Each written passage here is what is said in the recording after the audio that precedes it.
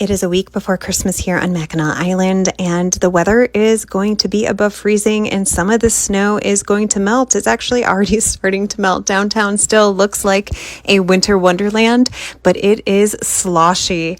My partner was picking me up from the dock. I was off island the day before and came over on the 7:30 boat, which was so early in the morning for me and full of hardworking, amazing people who are coming over to do a lot of construction here on the island.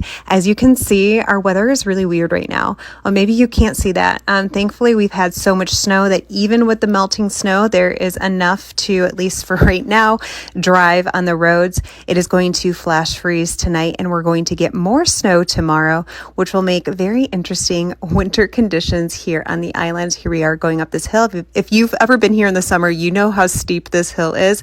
I will say today was a little freaky because of just the melting snow, and maybe because it was early in the morning for me. I'm glad I wasn't driving up this. I actually would have gone a different way. But I hope you stay warm and stay safe out there.